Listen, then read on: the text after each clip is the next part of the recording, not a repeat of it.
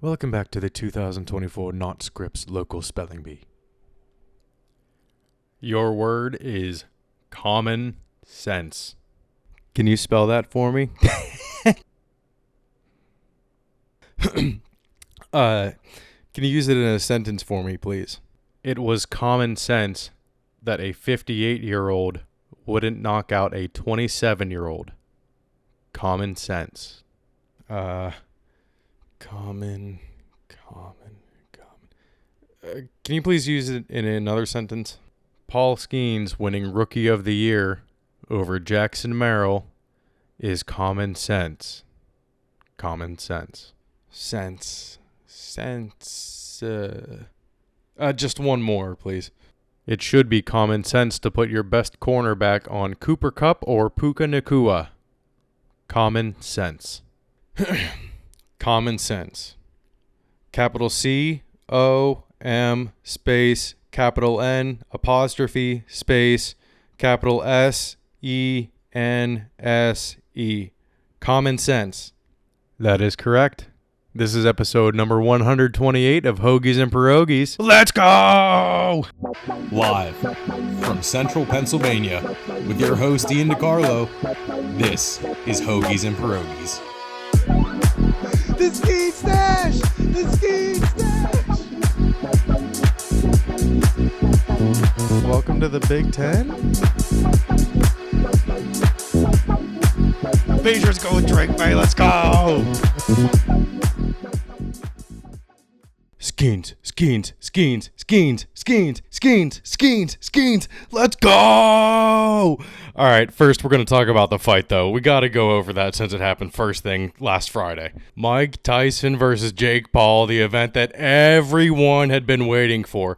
And I guess literally everyone, because it was buffering every 2 seconds on Netflix, and it was almost impossible to watch it live. Couple things before the undercard even started. Mike Tyson answering the question, what kind of legacy would you like to leave behind? That a child asked is kind of like, Mike, what are you doing? You're not talking to Joe Rogan on this one. What type of legacy would you like to leave behind when it's all said and done? Well, I don't know. I don't believe in the word legacy. I just think that's another word for ego. That's just some word everybody grabbed onto. Now it's used every 5 seconds. It means absolutely nothing to me. I'm just passing through. I'm going to die, and it's going to be over. Who cares about legacy after that? What a big ego. So I'm going to die. I want people to think that I'm this, I'm great. No, we're nothing. We're just dead. We're dust. We're absolutely nothing. Our legacy is nothing. Well, thank you so much for sharing that. That is something that I have not heard before, someone say that as an answer. Can you really imagine somebody say, I want my legacy to be this way when you're dead? You think somebody really wants to think about you? I want people to think about me when I'm gone. Who the fuck cares about me when I'm gone? It is funny how she just rolls with it and is like, yeah, okay, I get that. I didn't think of that before. It also looks like AT&T Stadium put up some curtains, so I don't know what the hell is going on there. We'll get more into AT&T Stadium when we go over the Cowboys game. But wow, putting up curtains for an event at night. All right, first round, kind of a little bit boring. It was hilarious how Roy Jones Jr. kept saying, man, this fight would be a lot better if these two were in shape. What was up with that humping in the corner? What are you doing? Come on, man. Good opener because it had that funny moment, but it wasn't actually good boxing. And then we got into the second fight of the night. Barrios looked like the evil character in like a boxing movie or from a boxing video game with his hair slicked back like that and kind of like swooped up in the back. Barrios had like a 4 to 5 inch height advantage on Ramos, but holy shit, that was a crazy good fight. Ramos really turned it on in the 6th round. It ended in a draw. That was a great fight, but I do think Ramos turned it on enough in the last couple rounds there that he should have won it.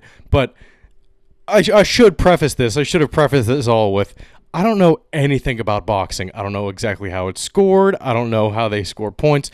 I don't get it. I guess it's 10-9 if a person wins a round, 10-8 if they get crushed, and they get a point deducted if they keep headbutting someone, but that's all I know. And then after that fight, it was hilarious.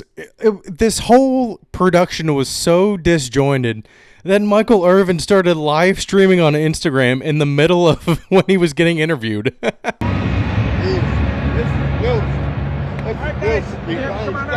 letting everybody see this. Y'all see this right here, man. Y'all see my people right here.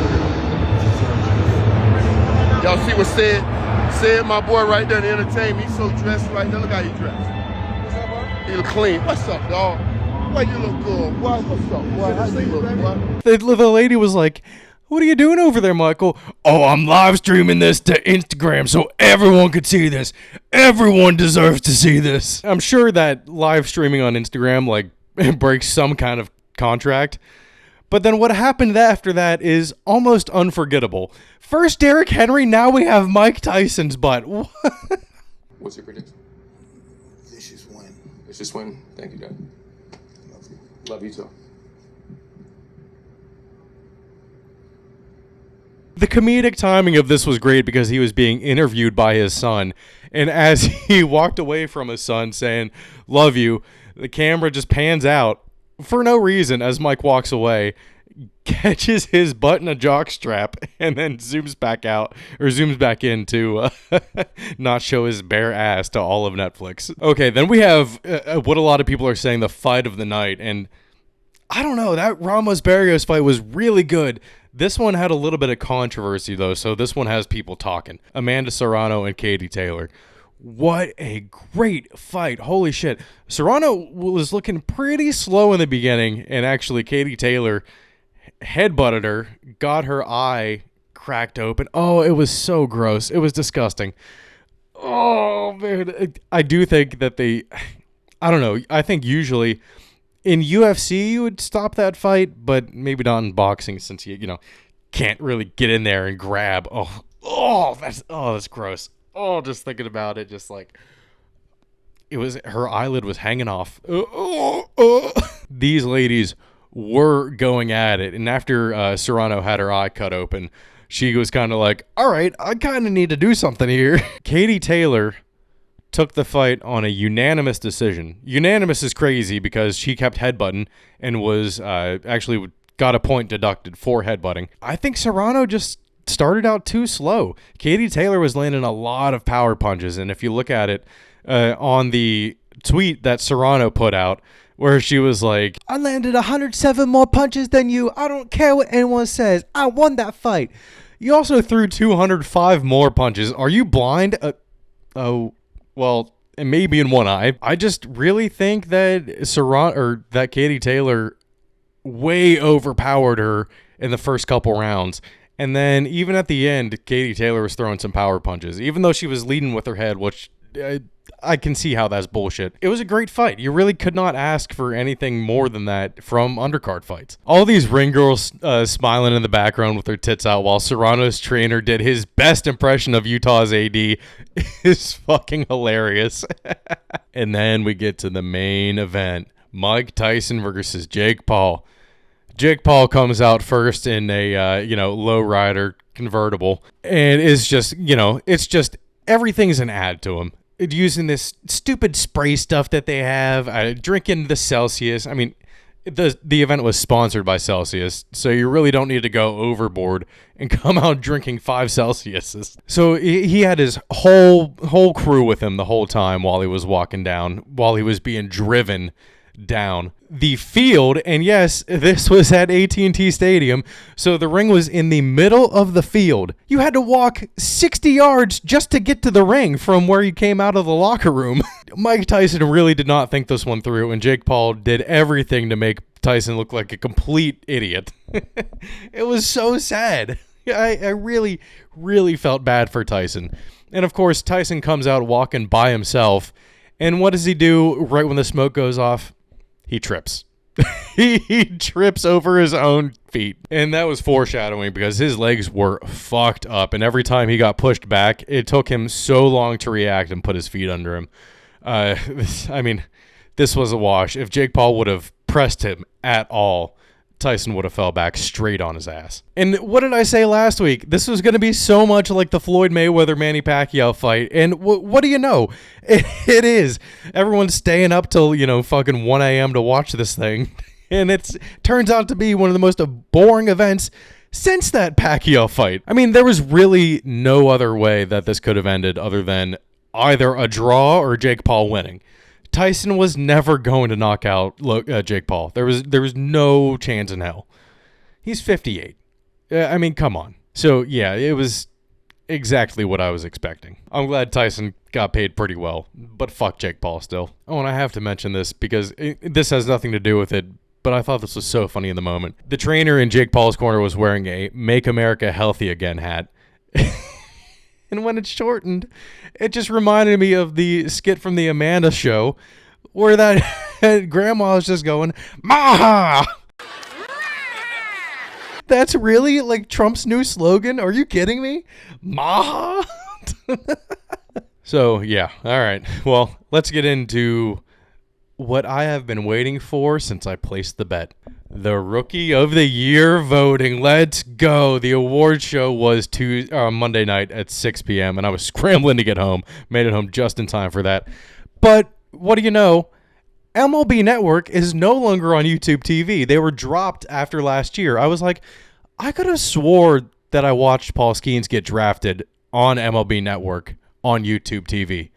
Well, I did, but it was just dropped in December that year. So, fuck me, I guess. The only way you can watch it is through DirecTV streaming, Fubo, or Sling. MLB, you have to do better. And it is so funny. MLB Twitter, anytime a player wears a suit that isn't black and white, look at the drip, always bringing the heat with the fits. Calm down. And that night it was announced that Skenes made first team all MLB. And guess who didn't? Jackson Merrill. He was second team. What a loser. And guess what? Jackson Merrill placed second place in the NL Rookie of the Year voting.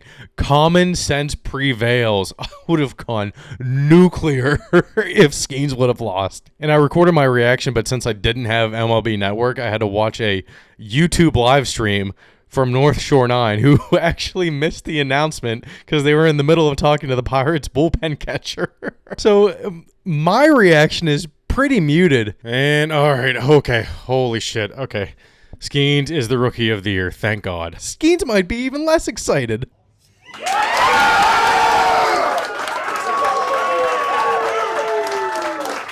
Paul Skenes, Paul Skenes, Paul Skenes. Let's go. And I mean this when I say that Padres fans can suck my... If you think Jackson Merrill should have won NL Rookie of the Year over Paul Skenes, you deserve to be... We'll be right back.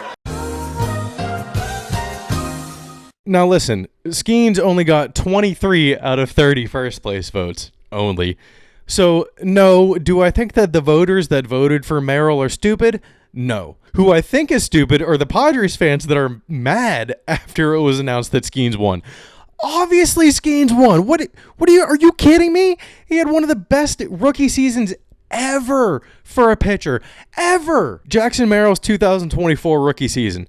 593 plate appearances, a 292 batting average, 326 on base percentage, and a 500 slugging percentage with 29 walks, 101 strikeouts, and an OPS plus of 127. Brian Reynolds, in 2019, his rookie season, 546 plate appearances, 314 batting average, 377 on base percentage, 503 slugging percentage, with 46 walks, 121 strikeouts, and a 130 OPS plus. Reynolds was fourth in Rookie of the Year voting that year.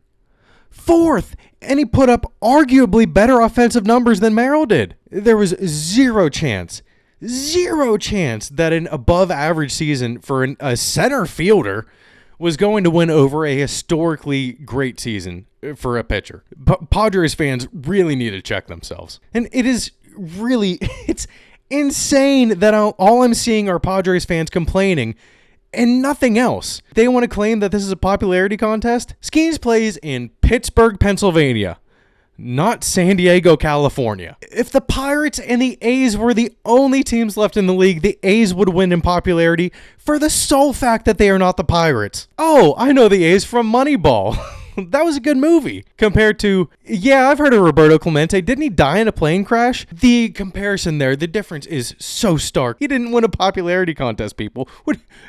You are out of your goddamn mind. And then when you point out any stats, like I did with Brian Reynolds, they're like, oh, well, the Pirates suck. Yeah, no shit. We know that. That's not exactly news. Oh, but Jackson Merrill center field defense. Oh, it's not going to win you any awards besides a Gold Glove. Did Merrill win the Gold Glove? No? Then who gives a shit? This is the first time since 2011 that two pitchers won Rookie of the Year, with Luis Gil winning for the Yankees in the AL. But the first time since 1981 that two starting pitchers have won it. Jeremy Hellickson and Craig Kimbrell won it in 2011, with Kimbrell obviously being the reliever. But Fernando Valenzuela and Dave Righetti were the NL and AL winners in 81, respectively. So it's been a long time. This is extremely rare. And you know what else is extremely rare? That Skenes 1-out-of-1 debut patch card. Oh my God. The Pirates offer to whoever finds the Skenes 1-of-1 debut patch is insane. And this is all if you turn in the card. 2 season tickets behind home plate for 30 years. A charity softball game for 30 at PNC Park with coaching from Pirates alumni, a trip to spring training with a tour of Lecom Park, a meet and greet with Skenes, 2 autographed Skenes jerseys, take batting practice with the team, and Livy Dunn said the winner can sit with her in her suite. Good Lord. I decided to get a box and got nothing. The chances of getting that are so slim, it's insane. I did calculate it, though. If you sell all of your tickets if there are 81 home games in a year, if you sell your 2 tickets per game at $200 to $250 each, and they could really only go up from there, the Pirates aren't going to get any worse, that would be $975,000 to $1,215,000 in tickets alone. Now, the price of this card, I don't know how much it's going to be, but the most expensive debut patch ever, I think, sold for $170,000. So this Skenes patch debut will obviously go for over $200,000 easily, but it's not going to I don't think it's even going to get close to $1 million. That's insane. So I would take this deal 100%, or at least sell it to a Pirates fan that would be willing to spend more than $200,000 on the card in exchange for all of the stuff that the Pirates are giving. I mean, this is the most that the Pirates have ever tried to get anyone inside their ballpark. That is an awesome move by the Pirates, and it is like a real-life Willy Wonka and the Chocolate Factory. I'm not going to talk about it again, because there should be no discussion that Paul Skenes will be your NL Cy Young winner next year. Let's go! Well, speaking of, I got to place that futures bet right now. Actually, I guess it wouldn't be available until the Cy Young is announced, huh? Oh, and I completely forgot to go over this last week. Wander Franco, our old friend Wander Franco, was arrested last Monday in the Dominican Republic after an altercation during which guns were drawn. He is out on bail as he awaits trial to charges related to sexually abusing a 14-year-old. Police sources confirm that Franco and an unnamed woman were being held for questioning following the incident. Unnamed woman, you say? Was she unnamed because she was a minor? Wander, what are you doing? Another man was also detained and 2 firearms were seized, police said. A reporter said one of the guns presumably belonged to Franco, who was allegedly fighting with the other man over the woman's attention. I mean, what'd he do? Just open up TikTok and hold the phone in front of her? So, for baseball news, until Soto signs, I really don't think there's going to be much on that front. We'll obviously announce, the MVP winners and the Cy Young winners, but the MVP winners should be unanimous again this year. Ohtani is going to be the MVP in the NL. Aaron Judge is going to be the MVP in the AL. So there's not really much excitement to go over there. There are going to be no mad Padres fans to make fun of. Okay, let's go over college football. And the rankings tonight are actually at 7 o'clock. So holy shit, it's at a reasonable time. I'll be able to go over them actually live. Oh man, finally a fairly calm week of college football. Outside of one big upset and like 2 close games this week, it wasn't really that great, and I'm not even sure how big of an upset that really was. So let's get into it. Notable 12 o'clock games here. Most ranked teams in this time slot really didn't have a lot of trouble with their opponents. Penn State, Ohio State, and Colorado kind of killed things. I was shocked Colorado was playing at 12 o'clock because they were at Colorado and they were playing Utah. So they were playing this game at 9 a.m. for both teams. While I like that, and, that's obviously normal, playing in London now. It still is kind of weird to see. Arkansas put a little pressure on Texas, but Arkansas isn't a real Kansas and couldn't pull off the upset, losing 20-10, while Clemson ran away with a game on a last-minute rushing touchdown from Cade Klubnik to beat Pitt 24-20. And that was actually a really good game. I'm not sure if, it was so much of an upset because Pitt kind of had to get things turned around at some point. Clemson keeps their ACC championship hopes alive. And then Northwestern and Ohio State played their game in Wrigley Field. This was really cool. They were kicking into the rooftop stands on the buildings on the one side of the field, which was fucking awesome. Football games have been played in baseball stadiums before. Obviously, the A's sharing the Coliseum with the Raiders for so long. And then a couple years ago, not a couple years ago, it was over 10 years ago at this point, West Virginia was playing Syracuse at Yankee Stadium. My parents were going to go to that game, but the weather was supposed to be bad this weekend, so they didn't go. But I have never seen someone kicking onto rooftops before. That's awesome. All right, only notable 3 o'clock game. Tennessee and Georgia played out basically how I expected it to.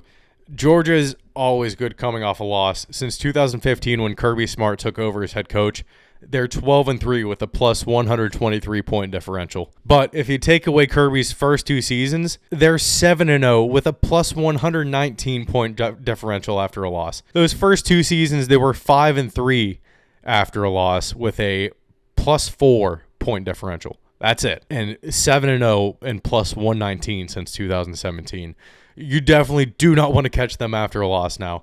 They're also on a 29-game home win streak and can possibly beat the record this season of 31 straight games if they win out and get a home playoff game, which is entirely possible still. Georgia won that game 31-17. And then for the night games here, we almost had 2 upsets, but the one here, Wisconsin played Oregon the way that I thought they would play Penn State. But Oregon still managed to come away with the win, even after Wisconsin forced them to play a sloppy game. Oregon wins 16-13 and doesn't have to come back to the East Coast until the Big Ten championship game. Oh, man. And then the nightcap, the game that wasn't over at 1 o'clock when I went to sleep because I was staying up watching the last episode of Shogun, which, I don't know, the last episode was kind of weird. I didn't like it too much. But yeah, it was 1 o'clock, and this game still was not over. BYU goes down to Kansas. Let's go. This is what I was talking about when we have a real Kansas. I saw a comment that said Kansas is spoiling everyone else's season, including their own. BYU, man, you wasted Utah's AD's frustrations, and you went and blew this game. Maybe Ritzlev shouldn't be so stingy with those touchdowns. He couldn't make it rain despite what everyone has been saying, and they lose 17-13. Time to drown those sorrows in root beer and chocolate milk, fellas. Okay, so the Big 12 is now completely wide open. We have no idea what's going to happen. I think Colorado and Arizona State actually control their own destinies. So with Arizona State playing BYU next week. And I didn't even realize that ASU was 8-2. That's insane. They're coming on at the right time. As they face BYU next weekend. In Colorado, everyone's like, oh, why isn't everyone hating on Colorado? Because they've kind of shut up and there's really nothing to hate on. They're playing good football and they're not talking about it. That's all we were asking for. Okay, let's go over these other games here that I did not make note of. Penn State won their game 49-10 against Purdue. Now, they were the only teams out of the top 3 in the Big Ten that let Purdue score on them.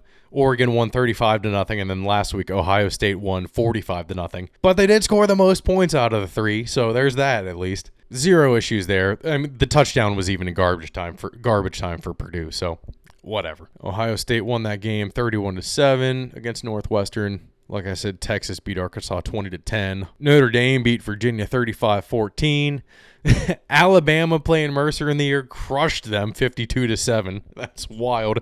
They almost didn't cover though. The cover was 42.5. Boise State ran away with it after being down 14-0. They won 42-21, scoring 14 points in every quarter besides the first. SMU held off Boston College to keep their ACC championship hopes alive. Texas A&M crushed it. Arizona State beat Kansas State, and they're 5-2 in the Big 12. So I'm pretty sure if they beat BYU and then win the next week, they'll make that Big 12 championship game against Colorado if Colorado also wins out, which they should. They beat Utah 49-24. And Washington State lost to New Mexico here.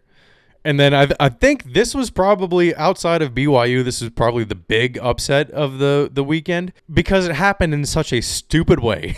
Louisville lost 38-35 to Stanford. Instead of playing for overtime, or really instead of going for the field goal, they heaved the ball down the field 3 times. Incomplete pass on every single one of them. You did not need a touchdown to win. You just needed a field goal.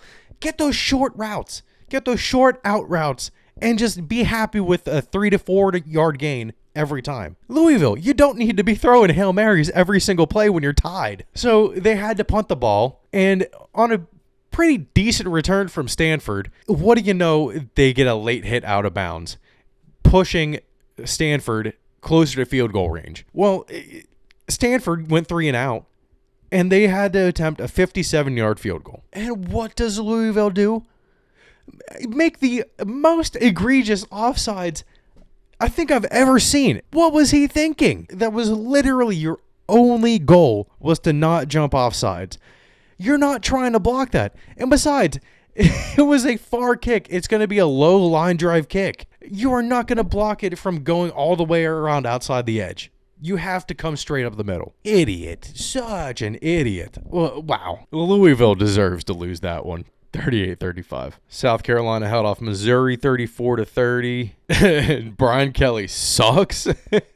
And yes, I am putting this one on Brian Kelly. They lost 27-16 to Florida, even though, you know what, I'll say that Georgia game gave Florida a little bit of confidence, but that can't be the whole story there.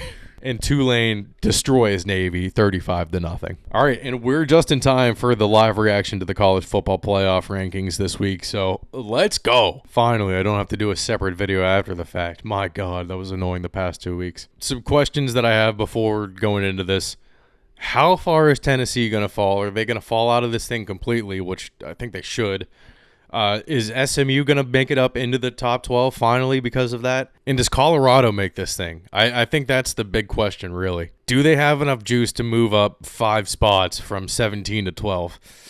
I don't know. I do think that since SMU is already up there, they deserve to get in before Colorado would. But, I mean, and with BYU losing, how far is BYU going to fall out of this? They lost to 3-6 Kansas, so there's really not much hope for BYU still being in the top 12. So, yeah, all right, I'm ready. Illinois, number 25, which is surprising because Illinois has had some bad losses, including to Oregon. UNLV is now ranked. Missouri stays at number 3 after losing to South Carolina last week. That's kind of weird to me. Iowa State's back and ranked at number 22. And then Arizona State, number 21. What did I say? At 8-2, they're climbing the rankings now. FPI ranked 31st, strength of record 18th. That's actually impressive as fuck. The only thing that I can think of with Missouri still being ranked number 23 is that a lot of people fell out because we got some crazy movement up here in the bottom like 10 spots. Tulane up 5 to number 20 for shutting out Navy. Army number 19 up 5. South Carolina up 3 to 18. Clemson up 3 to 17. And there's Colorado up 1 to number 16. I'm actually shocked Colorado didn't go up more. I think they're proving to be a better team as the year goes on. All right, I don't know what they're doing here. This was supposed to be number 14 was supposed to be first in, the second out. So yeah, number 15 is Texas A&M. Number 14 is BYU. BYU falls all the way down 8 spots to number 14. All right, number 13, first out, is SMU. I actually don't know why they did it like this. I wish I could take a picture of the screen right now because they set it up like 25 through 22. But it's just like, it's just 15 and 30. It's just 13, 14, 15 right here. What is this? Okay, number 12 is Boise State. Oh, they're just not showing the bracket first? They're just going to list off the top 10? No, I liked when they were revealing it bracket style. What is this? ESPN, what are you doing? Why are you just listing them off 1 through 10? I want to see it in the bracket. Come on. Oh, what? Number 11, Tennessee, goes down 4. Why are you just listing them off like this? This is bullshit. Number 10 is Georgia, up 2 spots. Ole Miss up 2 spots, number 9. Everyone that was ranked below BYU and Tennessee is pretty much going to go up 2 spots from here. Or maybe not. Number 8, Miami, that go up 1. Alabama is... Are you serious? Wait, hold up. Number 7, Alabama went up 3 spots, and they played Mercer this week. What the fuck is this? What is this? Notre Dame, number 6. Are you kidding me? The Bama bias is so fucking stupid. What is this? Indiana, number 5 at 10-0. Oh, what? That is shocking. I'm at a loss for words right now. How did Alabama move up 3 spots and they played Mercer? What the fuck is this? When does Ole Miss play Alabama? What? Of course Ole Miss doesn't play Alabama in the regular season. Fuck. Number 4, Penn State. Number 3, Texas. Number 2, Ohio State. Number 1, Oregon. All right, so I'm mad about Bama, but the thing that I'm more pissed about is them not revealing this bracket style. What is... Oh, they have the full half hour now? They're going to milk it out for another 15 minutes? Oh, come on.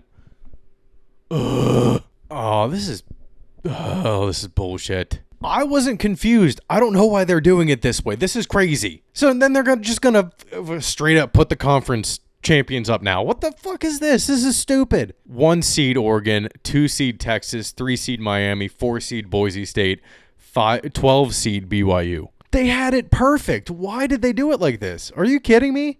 And now they're just filling in the next ones. 5th seed Ohio State, 6th seed Penn State, 7th seed Indiana, 8th seed Notre Dame. ESPN, you had this absolutely perfect. 9 seed Alabama, 10 seed Ole Miss, 11 seed Georgia. So let's pause it on here and go over these rankings. Wow, I really fucking hated how they did that. That was stupid. First round, and I'm surprised the conference champion doesn't have a home game, but it would be BYU at Ohio State. Embarrassing. Alabama at Notre Dame. Notre Dame would have a chance at redemption for the 2012 national championship. We got Georgia at Penn State. That's scary as fuck. And then we got Ole Miss at Indiana. I think that would actually be a great game. That would be excellent. So then the winner of BYU Ohio State goes to Boise State. Winner of Bama Notre Dame would go to Oregon. That's a little bit better of a matchup. That's what I'm looking for in that second round. Georgia Penn State winner would go to Miami. And then Ole Miss Indiana winner would go to Texas. Ooh. I think... I like this. Okay, so the first week we had really good first round matchups, not too great second round matchups. Last week we had good second round matchups, not so great first round matchups. I think this is a pretty good middle ground here. Half of the matchups in the first round are decent. I do think Georgia would blow out Penn State. But then the second round games would be amazing, especially if BYU somehow comes away with the win against Ohio State and then goes on to face Boise State. ESPN, you had it perfect. Wow, that was stupid. That pisses me off how they did that. Like, really pisses me off. What the fuck was that? Now we got our Week 13 matchups. Penn State against Minnesota. Not worried about that one really in the slightest. But this Indiana-Ohio State game is what I'm going to be thinking about all week until this game is played. Holy shit, this is going to be great. Indiana does have a real shot, but they have to play a perfect game. Absolutely perfect. Much like Penn State, if the run game isn't going, it's going to be over pretty quick. Winner of this game essentially decides who plays Oregon in the Big Ten Championship. Do I think Indiana would put up a good fight against Oregon? Not particularly, but it's a great story for Skenes and the whole team if Indiana were to play in that game. Number 2 against number 5. How about it? Ole Miss plays Florida, which, I mean, I guess we should be on upset watch here because Florida has been playing pretty well these past couple weeks. SMU against Virginia. UMass against Georgia? What the fuck is up, Alabama and Georgia, scheduling these cupcake games so late into the season? What are you doing? Like I keep mentioning, we got BYU, Arizona State, and they're at Arizona State this week. Oh, I'm putting some money on Arizona State. Let's go. Colorado is going to be at Kansas. We'll see if Kansas can play spoiler yet again. Oh, man. And like Clemson with the Citadel. Is this like some kind of North Carolina matchup or South Carolina matchup that I don't know about? I'm pretty sure the Citadel is in South Carolina. Maybe it's just a thing they do every year. Pitt, Louisville. I'm pretty sure Pitt can beat Louisville. And then one of our only other ranked-unranked matchups this weekend is Army at Notre Dame. We'll see if this Service Academy could put any more of a fight up against Notre Dame than Navy did. It's going to be good. That game's at 7 o'clock. We got BYU, Arizona State, and Colorado, Kansas at 3:30. And then Indiana and Ohio State is at 12 o'clock. So it's going to be a full day of watching great games.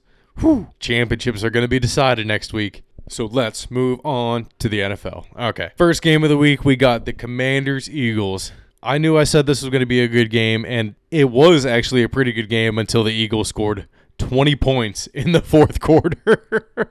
They ran away with it, and Saquon actually hit the 1,000-yard rushing mark in the 10th game here. He's been, that's an average of over 100 yards per game. So he's been thriving in this Eagles offense. The Eagles win 26-18 and take control of the NFC East. Okay. I guess we got to go over this Patriots game. And it was really good going into the week. Christian Barmore was finally back. He started practicing this week, and he was activated for the game, and he played the whole game. Barmore was gassed, and understandably so. But not having Jacqueline Roy sucked bad. Couldn't get a pass rush going in this game at all. But we did have a big man TD, Vidarian Lowe. I take back every single bad thing I said about you on the offensive line. If you can keep doing that, you can stay in this offense. You're better than Jalen Polk if you can keep doing that. And then this game came down to the last drive. The Patriots were down 28-22, getting the ball at their own 10-yard line, in which Mayo decided to decline the penalty on the Rams, which would have put them back another 5 yards, forcing them to repunt the ball. Now, instead of repunting the ball and having a chance for a touchback, Mayo instead decides to decline it and just take the ball from the 10. Oh, well, it could have been, it could have been worse. We could have been inside the 10. What difference does it make? Take the chance at the touchback. Mayo. You're killing me. You're killing me. So, yeah, May had to play the hero in this one, and he wasn't on the same page as Douglas on this last play. And it looked like he just heaved it up. And I was like, May, you have to stop doing this. You cannot be playing Madden-style hero with these crazy heaves down the field. But other than that interception, and I rewatched it, it was obvious that they weren't on the same page. Pop was supposed to stay in the seam, but he found wide open space, and Brady would have found Pop there, I'm sure of it. But that's the experience that Brady had. May still needs to learn to improvise a little bit more with his throws. But yeah, other than that and the fumble, this was May's best game. He was 30 for 40 on the day with 282 yards and 2 touchdowns. The interception and the fumble, whatever. That's going to happen, especially that interception. But that fumble, you need to either hold on to the ball or get rid of it on your first read there. But he'll learn. He'll learn from his mistakes. And honestly, if May did realize that Douglas was going to open field, I think this would have been a walk-off touchdown, basically. And like I said with Mayo, this one was completely on the coaching staff. Okay, whose idea was it to not put Gonzalez on Kupp or Nakua the entire game after all that work the defense did against the Bears? All of it. They let it all go to waste. Yeah, let's put Gonzo on fucking Tutu Atwell and not even double team Kupp or Nakua. They didn't even double team them. Great idea. Really missed the days of being able to just know who was going to be on who going into any matchup. And we can do that with Gonzo. Just put him on the other team's best receiver, straight up. But then their third receiver will just have a good game. Make them prove that instead of just assuming it. Covington needs to get his head out of his ass and just do what's, the obvious thing sometimes. Jonathan Jones had an awful game. Marcus Jones had an awful game. Kupp, let's see here. Kupp had six catches, 106 yards, 2 touchdowns. Nakua had 7 receptions, 123 yards and a touchdown. They did not stop them at all. I'm just so confused. It should be common sense to put Christian Gonzalez on the opposing team's best receiver. 100 out of 100 times. He can be left on an island by himself. He can be this team's Revis.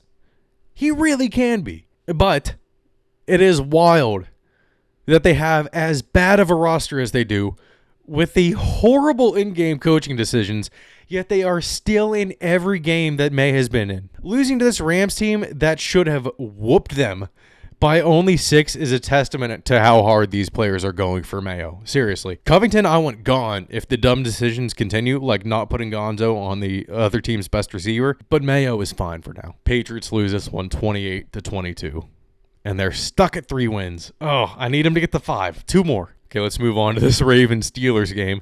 The combination of playing at 1 o'clock and against the Steelers was just way too much for Lamar Jackson and the Ravens. Wow, that was horrible. The Steelers aren't Lamar's kryptonite. Lamar's a piñata, and the Steelers are a bunch of rambunctious Mexican children dead set on beating the shit out of him. Boswell made all 6 of his field goals, and Tucker missed 2, which ended up being costly as the Ravens couldn't get convert the 2-point attempt to tie the game up late at 18, and they ended up losing 18-16. Now, this could have been a lot worse for the Ravens. The Steelers were abysmal inside the red zone, and people are starting to clamor for Justin Fields inside the 20-yard line because Russell Wilson couldn't do anything. And he went and threw an interception in the end zone pretty late in the game, and it was like, what are you doing? That would have given the Ravens a chance to take the lead at that point, I think. So both teams need to fix some stuff. Justin Fields needs to be in for the Steelers in the red zone, and the Ravens just need to not play the Steelers or play at 1 o'clock. I think that's the only solution there. Oh, there was a call in this game. Well, an initial no call that would have been totally understandable for fans to start throwing shit on the field. I would have thrown a small child on the field to get this call reversed. It was a clear hands to the face on Wilson, in which the defender came up, shoved his hand in his face, and pushed Russell Wilson's helmet back. I have no idea how the refs missed that in real time. That was crazy. They ended up throwing a flag probably for the fear that people would start throwing shit. Steelers, they were taking control of that AFC North. They went 18-16, and they might get a first-round bye. What are they, 8-2? Yeah, Steelers are 8-2. Okay, Colts-Jets game. It's just funny to me that the Jets keep losing. The Patriots subreddit keeps sharing that Michael Scott meme where he's shaking the hands with the other manager where they won the same award. But it's just, the highest expectation Jets and the lowest expectation Patriots both sharing a 3-8 record. Oh, and thank you, Mina Kimes, for the tip on the Jets defense being bad against the rush, or else I would have never bet on the Colts. We got a scoregami, and it is an interesting score if you're a Lions fan. The Lions beat the Jaguars 52-6. The Lions. Last week I said they looked invincible, unbeatable. This week, holy shit. They're beating teams they're supposed to be beating, and they're blowing these teams out. There is no what. I think they're the favorite to win the Super Bowl right now. Juggernauts. And Mac Jones is so bad. Also, don't get it twisted. Jameson Williams was just outside the facility handing out turkeys because it's part of his community service plea deal. Whatever happened to that gun charge he had like 3 weeks ago? This might be it. Don't let the media fool you. Oh my God. The Bears. The Bears keep losing too, and I love it. Oh man. The Bears lost in the same exact fashion that the Broncos lost last week on a blocked field goal as time expired. Man, I was just about to say you got to feel bad for the Bears, but I do not at all. I don't feel bad for the Bears one little bit. Let's go. Packers win 20-19, and they're 7-3. Packers are doing well. And that NFC North is insanely stacked. We got the Bears at the bottom of the division, 4-6. Then we got the Packers at 7-3, Vikings at 8-2, and then the Lions on top at 9-1. Right, speaking of the Vikings, they beat the Titans 23-13. Sam Darnold actually looked decent again, 17 for 31. 13 for 71. 17 for 31 with 295 yards and a touchdown against this reeling Titans team. Dolphins beat the Raiders 34-19. Nothing really came out of that game other than Brock Bowers had an amazing day. 126 yards and a touchdown on 13 catches. That breaks the rookie tight end record. Saints win 35-14. I'm really glad I picked up MVS in fantasy. Let's go. The Broncos crushed the Falcons 38-6. Bo Nix, 28 for 33, 370 yards, and 4 touchdown passes. What? This Broncos team is scary. What I say a little bit ago, they have a chance to sneak into the playoffs. They're only 6-5 right now, but if they get on a roll, watch out for them. I wouldn't want to face them in the playoffs. Seahawks beat the 49ers on a last-minute rush touchdown by Geno Smith. There were so many last-second rush touchdowns this week, 2 of them by quarterbacks, Geno and Anthony Richardson. And then we had what was billed as the game of the week that I'm pretty sure it was. This one at least had some action as, opposed to the Steelers game, which was all field goals. 9 field goals in that Steelers game, by the way. The Chiefs and the Bills. Oh, thank God. Thank absolute God that the Chiefs are not undefeated anymore, and they do not have a chance to have an undefeated season. I would have been a little bit, not mad, sad, definitely, if the Chiefs would have gone perfect and won the Super Bowl, because that should have been the Patriots spot.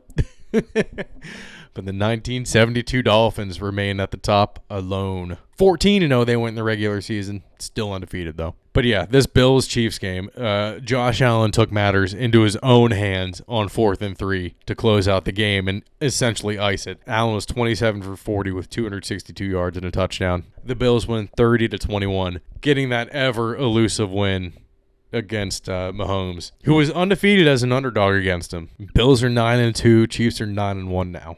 Wow. Okay, Sunday Night Football, Chargers beat the Bengals 34-27. I mean, the Chargers were running away with this one, and I don't know what the hell happened because I went to sleep at halftime when it was 24-6. Actually, no, I fell asleep when it was 27-6 because I was like, wait, it took until there were 15 seconds left for the Chargers to score another touch to score any more points.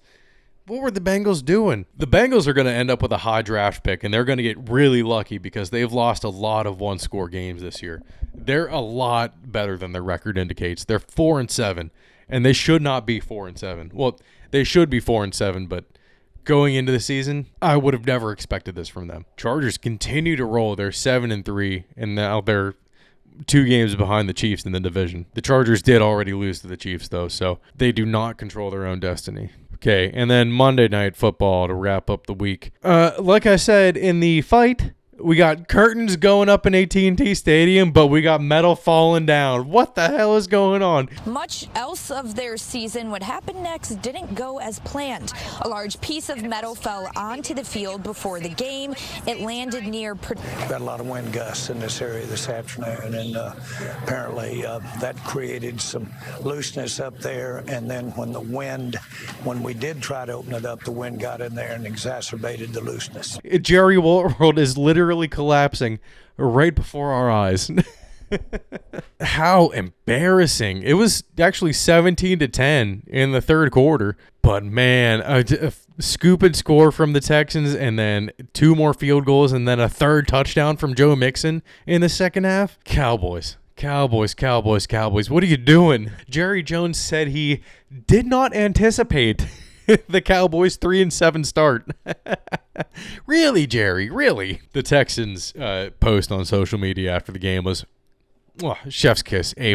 That is how you troll after a win. I don't know. I really don't know what the Cowboys can do. They're kind of hamstrung right now. Yeah, the cap's going to go up next year, but how much cap do they have? After signing Dak to $60 million a year and signing CeeDee Lamb, what are they going to do next year?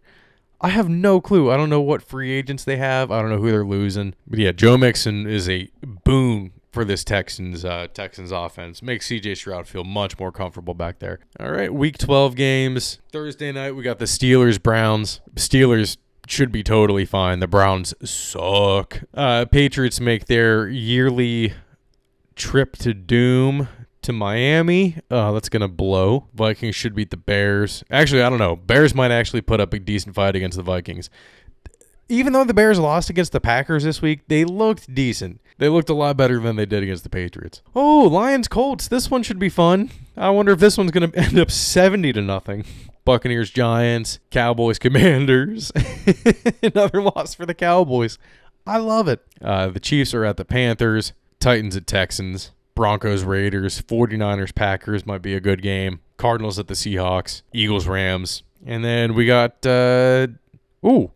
Monday Night Football seems like the only decent matchup we got. We got the Harbaughs facing off against each other. The Ravens make the journey out west to face the Chargers. I don't know if the Ravens can get things going. Oh, man. The Ravens might lose again on Monday night. Hell, that might put their playoff chances in jeopardy. I'd watch out if I were the Ravens. From going from one of the best teams to now being 7-4, and if you lose on Monday Night Football against the Chargers, 7-5?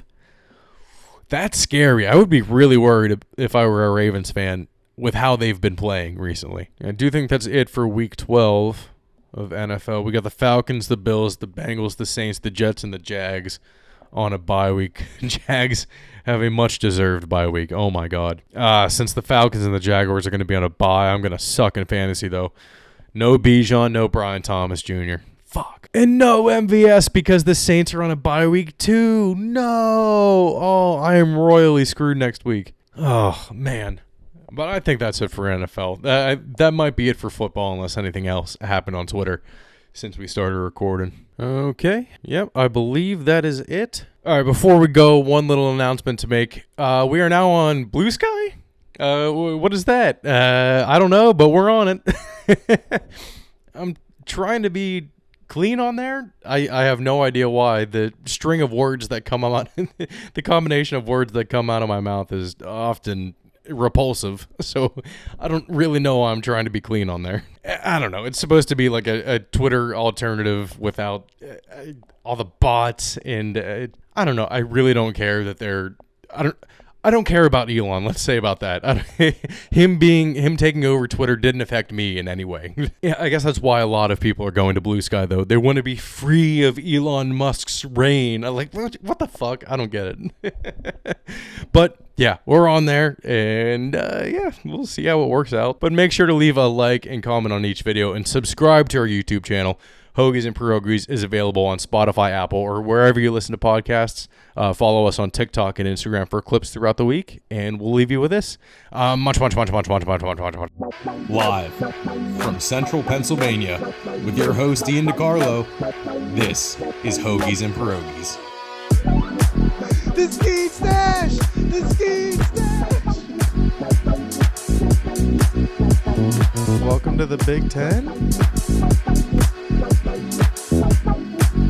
Patriots go with Drake, man. Let's go.